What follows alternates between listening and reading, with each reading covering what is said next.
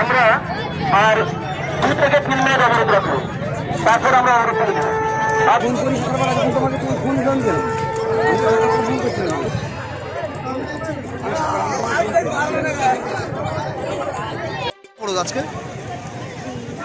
আরজিকর হাসপাতালে যে দিদিকে নৃশংসভাবে মারা হয়েছে, আমরা তার যে মেরেছে তার শাস্তি চাই। সেই শাস্তির জন্য আমরা পথ অবরোধ করেছি।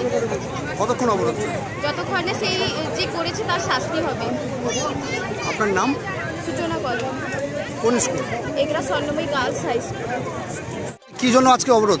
আমাদের দিদিদের উপর আরজিকর হাসপাতালে যে নৃশংসভাবে অত্যাচার করে খুন করা হয়েছে, তার দোষীদের যাতে সঠিকভাবে দৃষ্টান্তমূলক শাস্তি হোক, তারই জন্য আমরা আজকে পথ অবরোধ করছি। আর যতক্ষণ পর্যন্ত এই দোষীরা সঠিকভাবে শাস্তি না পাবে, ততক্ষণ পর্যন্ত আমরা পথ অবরোধ বন্ধ করব। আপনার নাম? আমার নাম রুবিনা খাতুন। কোন স্কুল? বইতে মহেন্দ্রনাথ হাই স্কুল। জন্য অবরোধ করেছে। থেকে বাইকে যিনি পাঠিয়ে দিচ্ছেন, আপনাকে অনুরোধ আপনি একটু বাকিটা বন্ধ করুন। আমরা ছেড়ে দেব সবাইকে।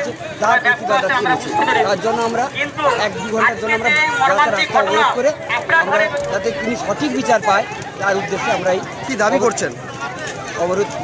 আপনার দাবিটা কি? আমাদের দাবিটা হচ্ছে যাতে সঠিক বিচার হয়, যাতে সঠিক যে দোষী সে শাস্তি পায়, তার জন্য আমরা এই প্রতিবাদ মিছিল করছি। আপনার নাম? Lakshmikanta Das. Designation? Geography teacher. অবরোধ আজকে আরজিকর যে হাসপাতালে মহিলা জুনিয়র ডাক্তার যেভাবে নৃশংসভাবে তাকে হত্যা করা হয়েছে এবং সঠিক দোষীরা আজকে বুক চিতিয়ে ঘুরে বেড়াচ্ছে, তাদের শাস্তির দাবিতে আজকে আমরা আন্দোলন করেছি। এই প্রতিবাদ মিছিল। কি দাবি জানাচ্ছেন? দাবি জানাচ্ছি যারা এই সঠিক দোষী, আমরা যেটা ময়নাতদন্তের রিপোর্ট থেকে বুঝতে পেরেছি যে এখানে একের কাজ নয়, এই সঞ্জয় রায়কে বলির পাঠা করা হয়েছে এবং এর সঙ্গে জড়িত 10 জনেরও বেশি এখানে জড়িত রয়েছে এই খুনে, এবং তাদের দৃষ্টান্তমূলক শাস্তির দাবিতে আজকে আমরা প্রতিবাদ মিছিল করেছি। কতক্ষণ অবরোধ চলছে?